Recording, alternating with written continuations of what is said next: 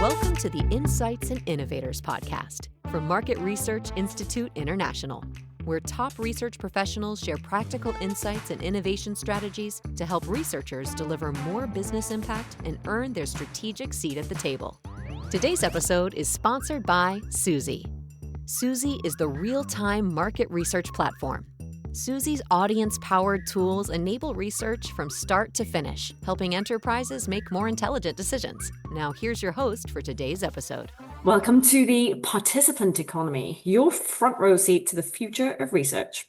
I'm Katie Gross, and today I'm joined by the original sample czar himself, Lucid founder turned Cint CEO, Patrick Comer. Hi, Patrick. Hi, Katie. Happy to be here. Yes, I love you bringing back the sample czar moniker. Thank you for that. It's been a long... We'll dive right into that for sure. Absolutely. So we first crossed paths, I think it was SampleCon 2017. And since then, you have fused two powerhouses into a multi-billion-dollar deal and set out to really kind of rewire audiences for 2025 and beyond. So thanks for buzzing right in. Yes, indeed, that is a bee pun, as I know you're a keeper of bees. I do keep a few hives in my backyard, that's right. Awesome. All right, so let's get into that sample czar. You've been known as that for a while. So what moment convinced you in the industry that it really needed a radical overhaul? I got into sample through a firm called iFilm, which was the precursor company to YouTube in Los Angeles, California, in like 2003. And iFilm had a subsidiary called OTX, which was an online market research company, literally the first one, founded by Shelley Zalis.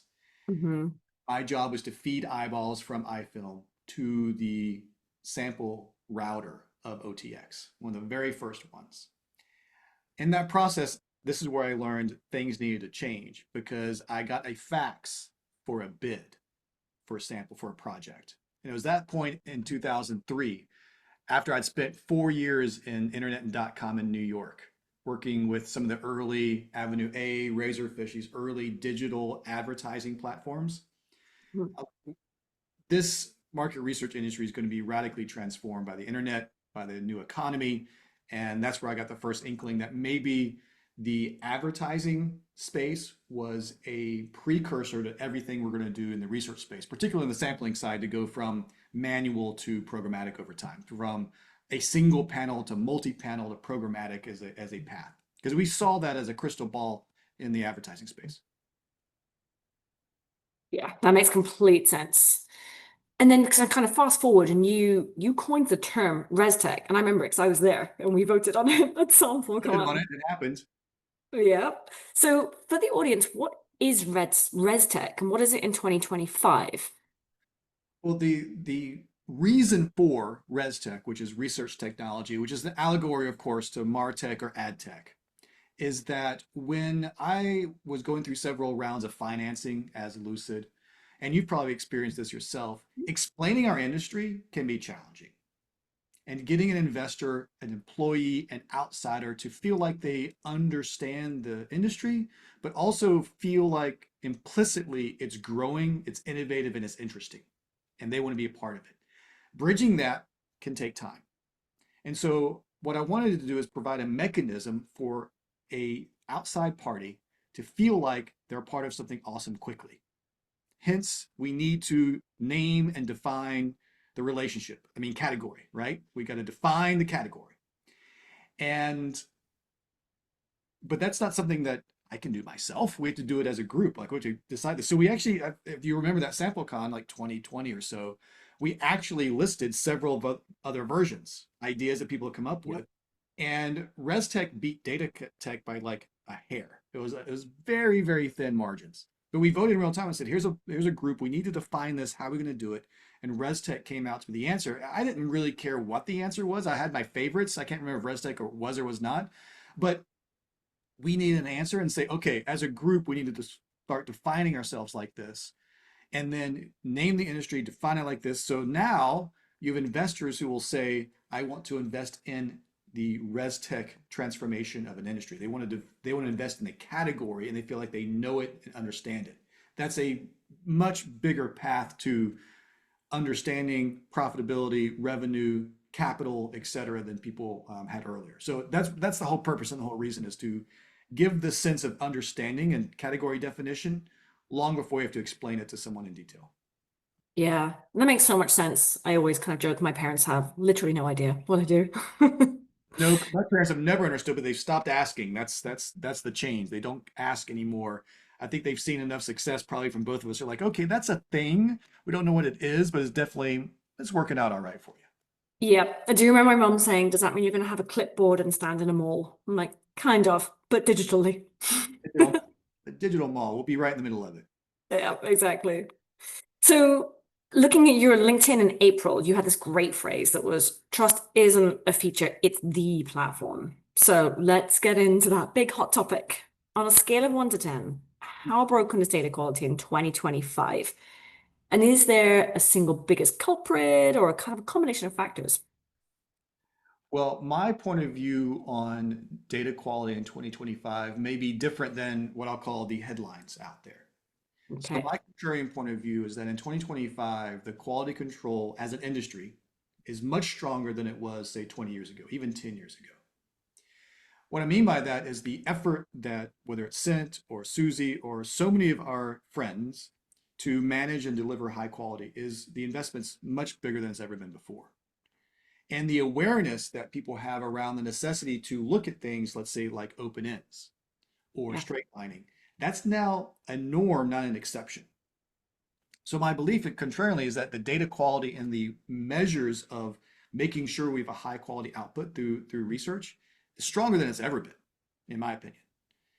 And the reason why I say that from that article that trust is the platform, because it's not just something you do every now and then. It's not something that you have a quality team to the side that does it for you.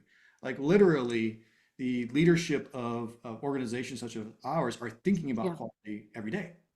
I mean, it is the lingua franca. Whereas maybe 10, 20 years ago, we weren't talking about techniques of red, like it wasn't the thing we always spoke about. And so can't be a feature of a platform. It has to be the company. The company has to be focused on quality day in, day out, not just the technology, but the systems, the processes, and just the engagement with customers on this topic has to be part of the culture, not a feature of the platform. Yeah, you raised such a good point. You're so right. That one of the two things I log into in the morning, first of all, revenue data, and then second, our audience data. So what is our quality score today, today, today? And that's something I definitely did not do a couple of years ago. I think it's about transparency, to your point. We can only be trusted if we're really transparent and honest about, what we're doing, how we're doing it, and those measures we're taking, for sure. So Absolutely. talk to me a little bit about data clean rooms and privacy. So there's a lot of privacy tech coming out. Is that making quality better or significantly harder to audit? Well, I look at there's taking a step back in our media measurement business. We deal with a lot of pools of data. And for example, there may be a customer that has customer information, targeting information, behavioral information, and it's our job to match that information, that data, with respondents that we help engage with our customers. Mhm. However, these days, a lot of customers don't want to just give us data, and vice versa. There's kind of a understanding that data that's proprietary is valuable, and we don't want to have data leakage, but also on a GDPR kind of privacy first compliance standpoint, we don't want to be sharing personal information with everyone everywhere.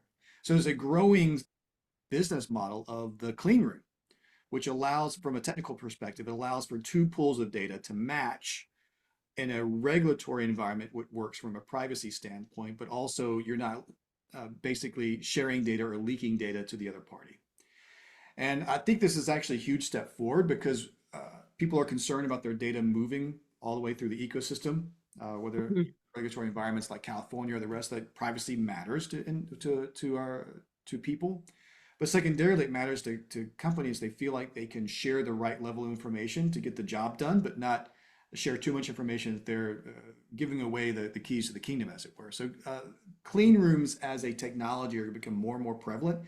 We see most of that today in the advertising space with ad tech and martech, and I think that will come through ResTech, where you might see companies in our industry just focusing on this clean room concept to allow data transfer in that kind of regulatory privacy first environment.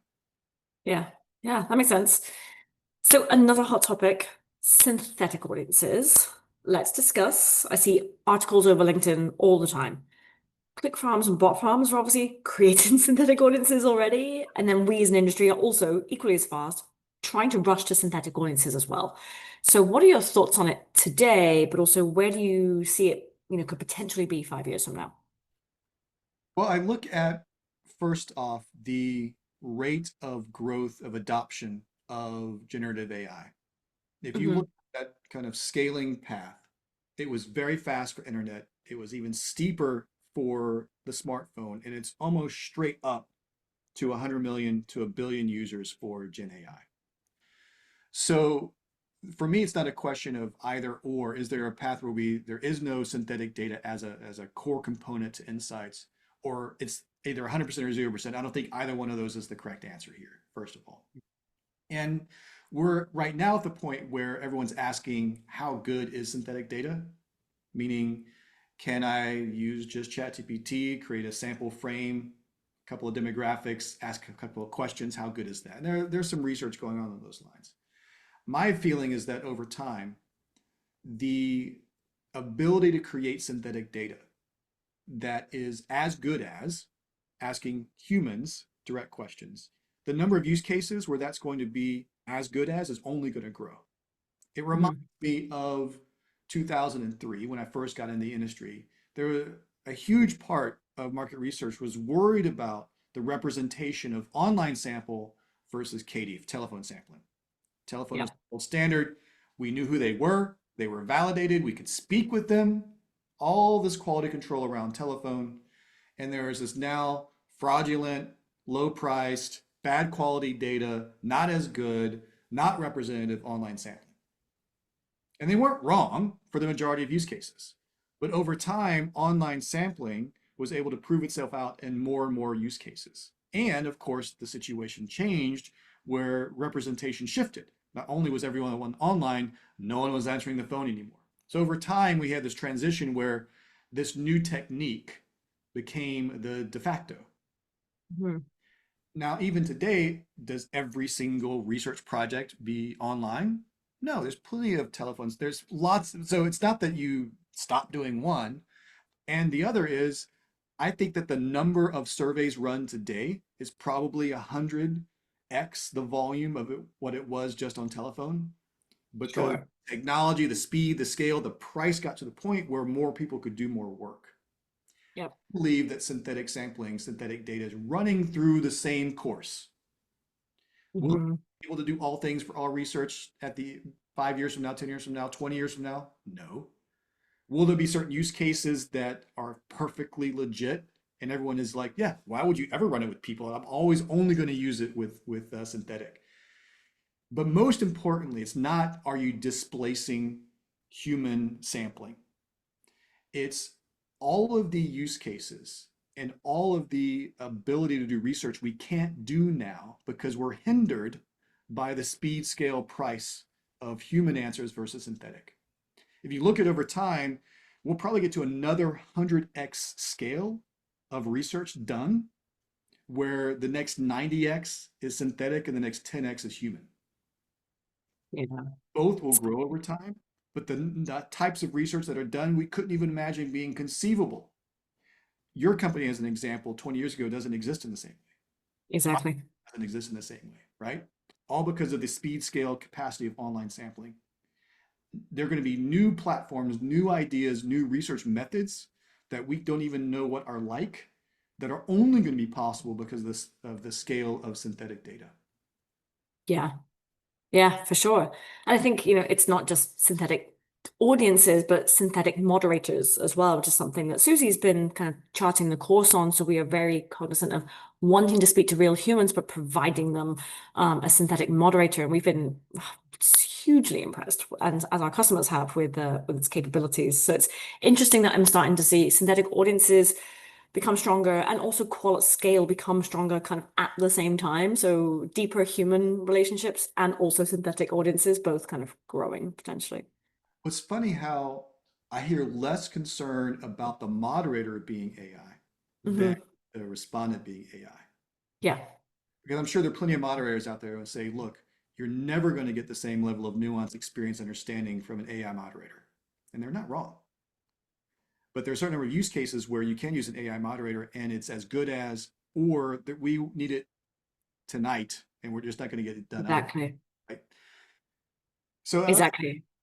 we'll see. This is a touchy subject because we feel like we're human and we want to feel like that matters in a different way to this collection of insights and opinions. And there's all these questions about what if the opinions change of an individual? There's real-time news, there are things going on in the world. How do we, and my sense is that for a lot of use cases, you need to know real-time information. Yeah.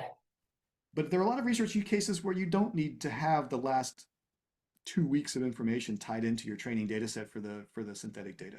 So as you can, I think what's obvious is now, I think that synthetic and AI, not just from a data or panel or sampling perspective, but the entire value chain of research is about to be fundamentally evolved Yeah. and quickly.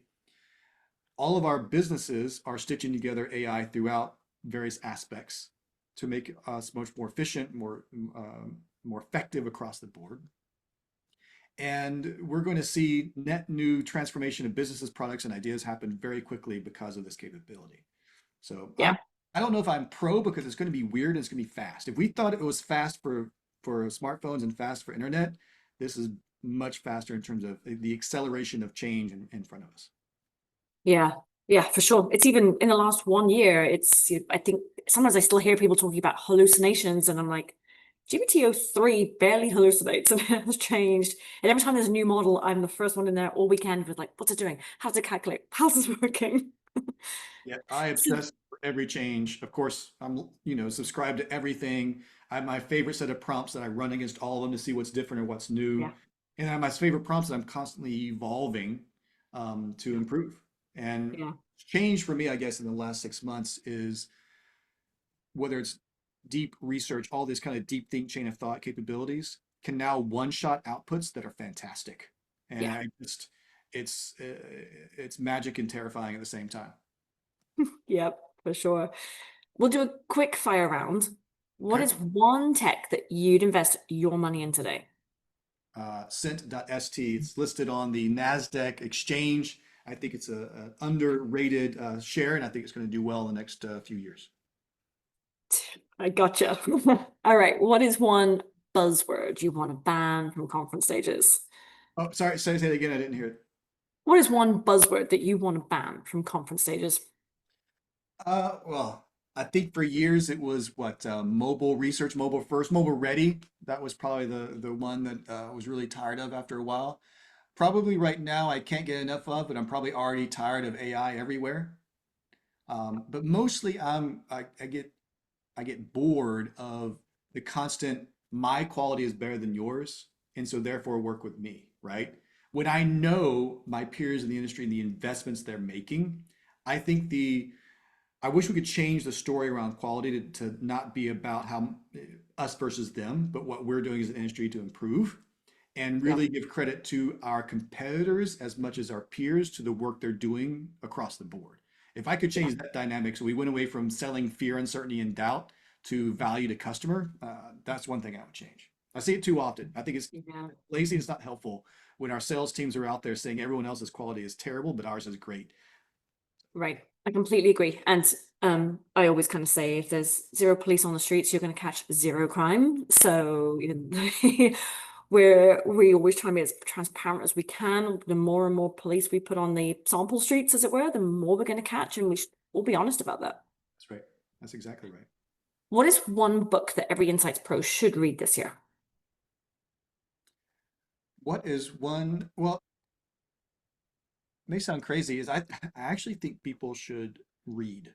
And I'm not going to name a particular book, but if you look at right now the reading rates of time, people are spending less and less time reading, not even like not an audio book, not a virtual book, but a physical book. And the reason I recommend that is part of me coming out of the influx of information all the time to an actual physical book is actually for me very meditative and helpful. And so I guess my main recommendation is actually to read a physical book and be intentional about it. It doesn't matter what it's on. I think you'll get a lot of value out of it. Yeah, that's a great one. I'm going to give a plug to Generation AI by Matt Britton, CEO of Suzy, just launched yesterday. Physical hard copy I was reading on my flight just last There night. it is. Get a physical hard copy on Amazon near you, right? So Exactly. All right, so final question, a call to action. So if you had 15 seconds to address every market researcher on planet Earth, what would you tell them to do tomorrow? you're not moving fast enough on AI, whether that's learning it, utilizing it in your daily workflows, utilizing it in your product. We're on an S curve and we're at the beginning. So you may think things are moving fast, but it's going to steep in very quickly. So you think you have time to do whatever you think you have time for, and the answer is you probably do not. I love that. Move faster than you already are on AI. Patrick, it has been so fun hearing about your journey, your thoughts. Thank you so much for sharing your insights with us today. It's been a pleasure. Likewise, Katie. Good luck out there. Have fun. Thanks for joining the Insights and Innovators podcast from Market Research Institute International. Click subscribe to never miss an episode and visit us at mrii.org for more market research insights.